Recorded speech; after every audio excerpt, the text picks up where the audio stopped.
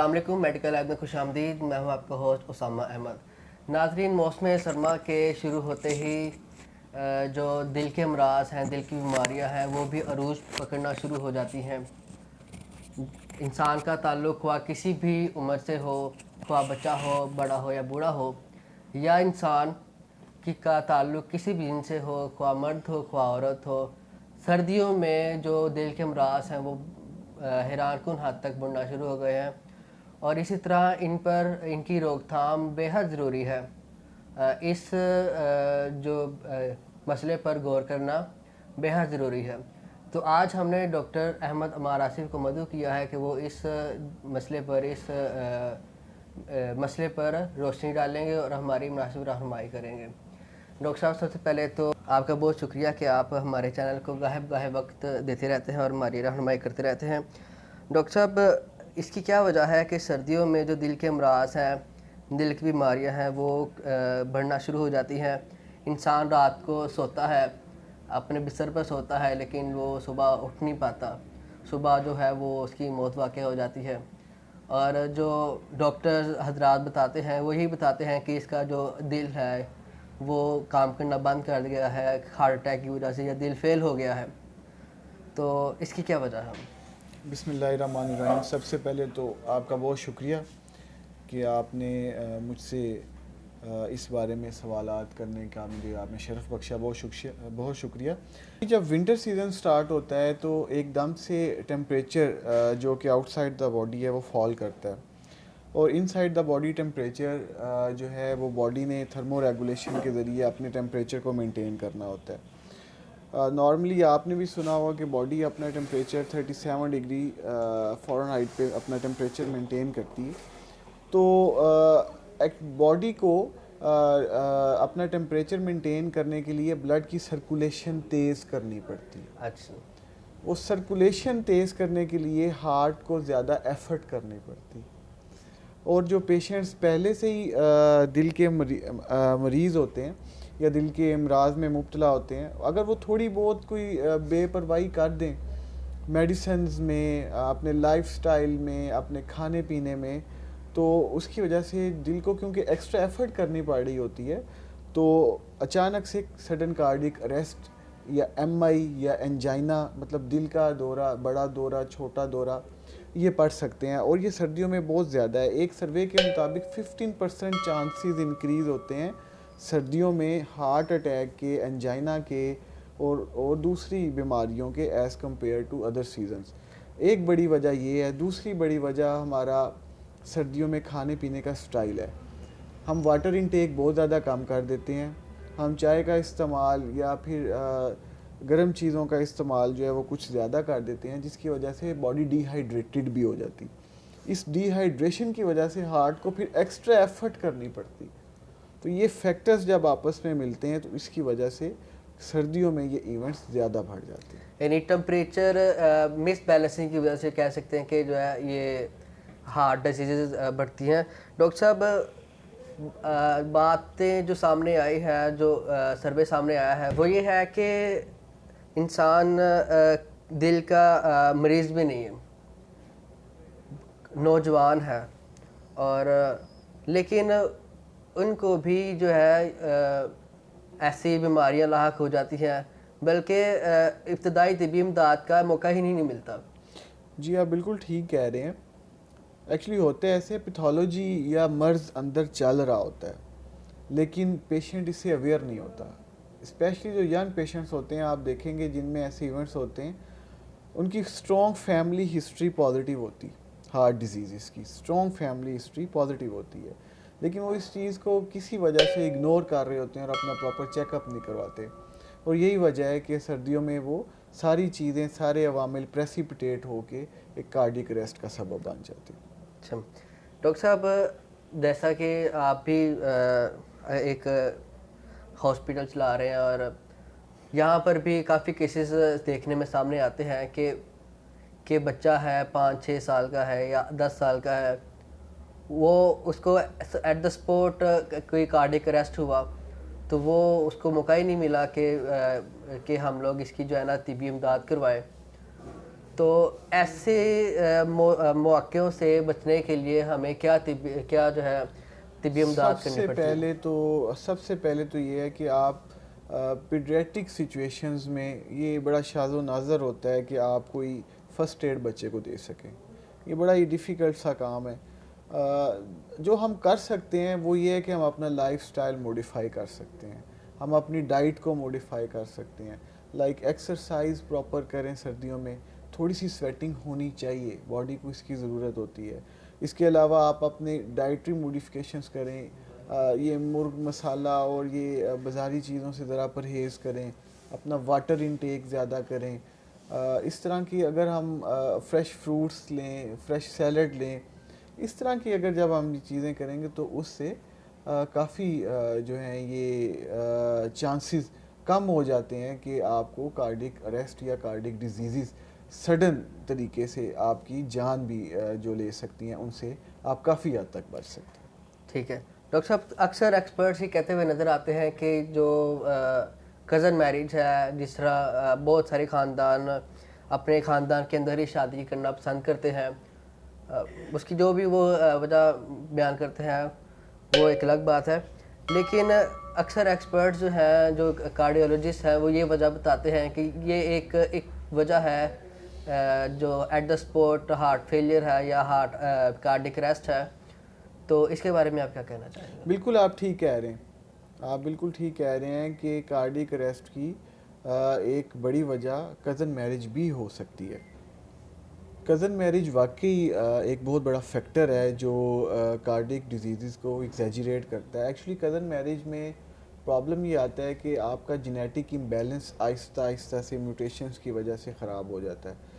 तो जो आपके जीन्स जो आप कज़न मैरिज नहीं करते, वो जो स्ट्रॉन्ग जीन्स होते हैं वो बड़े वीक हो जाते हैं कज़न मैरिज की वजह से, और वो उसमें म्यूटेशंस आना शुरू हो जाती हैं और जेनेटिक लेवल पे आपके प्रॉब्लम होते हैं। और ये ज़्यादातर प्रॉब्लम्स में पैदाइश के बाद मसले नहीं होते, बल्कि पैदाइश के दौरान ही पता चल जाता है। इवन जब प्रेग्नेंट होती फीमेल्स तो अल्ट्रासाउंड पता चल जाता है कि जेनेटिक डिफेक्ट आ रहा है। तो इसमें ये चांसेस बड़े रेयर हैं कि पैदाइश के बाद जो है वो सडन कार्डिक अरेस्ट हो। ये आपको पहले से ही पता चलना शुरू हो जाता है कि कज़न मैरिज की वजह से कॉम्प्लिकेशंस आ रही। इसमें सिर्फ कार्डिक डिजीज़ ही नहीं है, बल्कि बहुत सारे और इश्यूज़ हैं जिस्म के हर ऑर्गन पे, इवन डायबिटीज़ को ले लें, कार्डिक डिजीज़ को ले लें, रीनल फेलियर को ले लें, क्लेफ्ट लिप को ले लें, क्लेफ्ट पैलेट को ले लें, और भी बहुत सारी बीमारियाँ ऐसी जो कज़न मैरिज को की वजह से जो है वो एग्जैजरेट कर जाती हैं और कज़न मैरिज उनका सबब बनती है। इसका वाहिद हल यही है कि कज़न मैरिज को अवॉइड करें ताकि जेनेटिक कोड टूटे। ऑब्वियसली जब आप देखें कि किसी और ये ऐसे नहीं होता कि फ़र्स्ट टाइम कोई कज़न मैरिज हुई है तो उसी की वजह से ऐसा प्रॉब्लम हो जाए। ये जब नस्ल दर नस्ल कज़न मैरिज चलती रहती है तो उसकी वजह से वो काफ़ी सारे जीन्स जो हैं वो म्यूटेट कर जाते हैं। और आपको ऑब्वियसली इस कंडीशन में अगर आप देख रहे हैं कि आपके बच्चे उससे मुतासिर हो रहे हैं आपकी कज़न मैरिज की वजह से, तो खुदा का वास्ता है अपने बच्चों को कम से कम कज़न मैरिज से बचा लें। ठीक है डॉक्टर साहब, अगला सवाल ये है कि अक्सर लोग कहते हुए नज़र आते हैं कि गर्म पानी पीने से इंसान के दिल का जो है वो मजबूत रहता है, या ठंडा पानी पीने से दिल कमज़ोर होता है। तो इसके बारे में क्या कहना चाहेंगे? गर्म पानी और ठंडा पानी का कोई ऐसा सच इतना इम्पेक्ट नहीं होता दिल पे, इम्पेक्ट होता है उसका स्टोमक पे। सबसे पहले उसने आपके मैदे में जाना है और वहाँ से जाके डाइजेस्ट हो के फिर आपकी पूरी बॉडी में सर्कुलेट करना है। तो जब वो आपके एसोफेगस में खुराक की नाली से मैदे तक पहुँचता है तो बॉडी टेम्परेचर की वजह से वो खुद ही अपने बॉडी टेम्परेचर के मुताबिक उसका टेम्परेचर आ जाता है। जो प्रॉब्लम फेस करता है वो आपका स्टोमक फेस करता है। तो जो आपका नीम गर्म पानी है, उसकी वजह से गैस्ट्रिक मोटिलिटी बेहतर रहती है, मैदे को खुराक हज़म करने में आसानी रहती है। लेकिन it all depends on your climate, it all depends on your environmental temperature कि आपने इसको कैसे लेके चलना है। लाइक अगर आप पाकिस्तान में गर्मियों में गर्म पानी पीना शुरू कर दें तो शायद आपकी बॉडी उसको भी अडेप्ट नहीं कर सकेगी जब आपका टेम्परेचर 40 डिग्रीज तक पहुंच जाता है। इसी तरह अगर आप किसी आउट ऑफ फॉरेन कंट्रीज़ में जहाँ पे रूम टेम्परेचर जो है वो 5-6 डिग्रीज पे रहता है, वहाँ पे अगर ठंडा पानी पिए तो वहाँ पे वो सूटेबल है। तो ये बंदे को बॉडी टेम्परेचर के हिसाब से अडेप्ट करना पड़ता है। डॉक्टर साहब, जैसे आपने पहले भी बताया कि इंसान को अपने जो इंटरनल ऑर्गन्स हैं उनका टेम्परेचर बैलेंस करना बहुत ज़रूरी है हार्ट डिजीज से बचने के लिए। उसी तरह इंसान का जो एक्सटर्नल टेम्परेचर है उसको भी बैलेंस रखना ज़रूरी है। जिस तरह अगर सर्दियों में हम लोग जब अक्सर लोग नहाते हैं तो कब कोई ठंडे पानी से नहाता है, कोई गर्म पानी, और इसी तरह गर्मियों में भी कोई बहुत ज़्यादा ठंडे पानी से नहाता है और कोई नॉर्मल पानी से नहाता है। तो इसके बारे में हमारी वाम क्या? बिल्कुल, आप बिल्कुल ठीक कह रहे हैं। बॉडी में अल्लाह ताला ने थर्मो रेगुलेटर्स लगाए हुए हैं, बॉडी के अपने थर्मामीटर्स लगाए हुए हैं जो बॉडी के टेम्परेचर को सबसे पहले तो सेंसिटाइज करते हैं और सेंसिटाइज करने के बाद फिर उसको रेगुलेट करते हैं। तो अगर आप सर्दियों में ठंडे पानी से नहाएंगे, ऑब्वियसली आपको आपकी बॉडी शिवरिंग में आएगी, आपको कांबा लगेगा। शिवरिंग ये मैकेनिज़्म है थर्मो रेगुलेशन का, जिसकी वजह से आपकी बॉडी हीट जनरेट करती है, और शिवरिंग की वजह से जो हीट जनरेट होती है उससे आपका इंटरनल टेम्परेचर मेंटेन हो रहा होता है।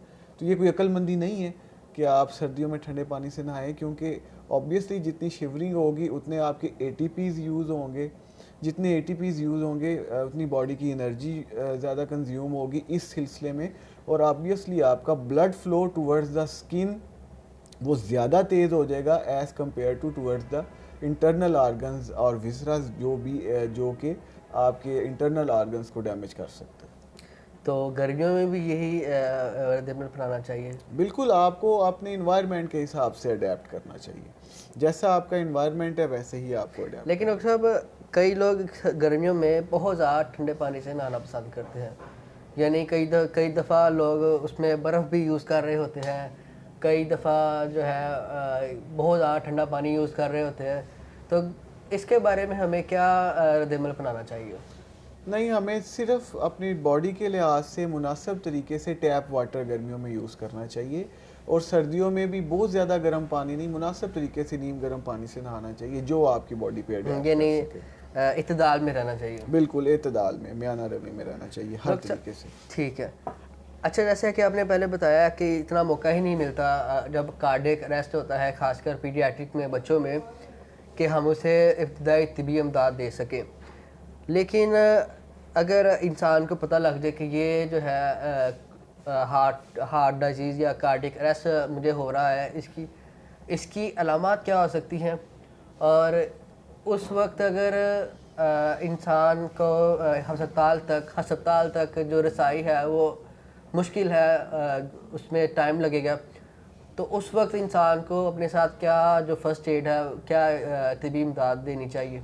जहाँ तक अडल्ट्स की बात है तो अडल्ट्स में डिफरेंट सिम्टम्स आते हैं कार्डिक अरेस्ट होने से पहले या हार्ट अटैक होने से पहले, एमआई एंजाइना होने से पहले। उसमें जब आपको एंजाइना चल रहा होता है तो आपके चेस्ट में एक टिपिकल पैटर्न में पेन होता है जो कि आपके बाजुओं में और गर्दन की तरफ आता है। इसके अलावा आपको महसूस होता है कि मेरा दिल घबरा रहा है, आपको स्वेटिंग, पसीना आना स्टार्ट हो जाता है। तो जब भी ऐसी कंडीशन हो, दो चीज़ों पे ज़रूर गौर करें। एक, अपनी ब्लड शुगर लेवल्स को चेक करें, वो भी अप या डाउन होने की वजह से, हाई या लो होने की वजह से ऐसे हो सकता है। सेकेंडली, अपने ब्लड प्रेशर को चेक करें, उसके हाई लो होने की वजह से ऐसी कैफियत हो सकती है। अगर वो दोनों ठीक हैं तो रश टू द हॉस्पिटल, आपको फौरी तौर पे ईसीजी की ज़रूरत होगी। तो घर में क्योंकि कार्डिक चीज़ें, अब जो पेशेंट नॉन कार्डिक पेशेंट है जिसको पता है कि मैं दिल का मरीज़ हूँ, उसके लिए तो डिफरेंट किस्म के प्रोटोकॉल्स हैं। वो एक गोली देते हैं ज़ुबान के नीचे रखने के लिए, एंजीसिड टैबलेट जिसको कहते हैं, आप फौरी तौर पे वो रख सकते हैं। डिस्प्रिन ले सकते हैं, और फौरी तौर पे अगर ऑक्सीजन अवेलेबल है तो ऑक्सीजन लेके अपने डॉक्टर के पास भागें। पीडियाट्रिक सिचुएशंस कुछ ऐसी होती हैं कि उसमें घर में ट्रीट करना बड़ा मुश्किल होता है, सिवाय ये कि अगर ऑक्सीजन अवेलेबल है तो ऑक्सीजन दें। अगर आपका बच्चा कभी नीला पड़ जाए, रोते हुए नीला पड़ जाए, या वैसे ही वो नीला पड़ रहा है, तो ये सबसे बड़ा सिम्टम होता है कि उसको कोई कार्डिक डिजीज़ हो सकती है।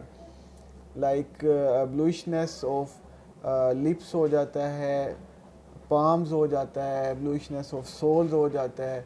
अगर ईयर्स की लूब्स ब्लू होना स्टार्ट हो जाती हैं, अगर ये इसको हम अपनी मेडिकल टर्म में साइनोसिस कहते हैं।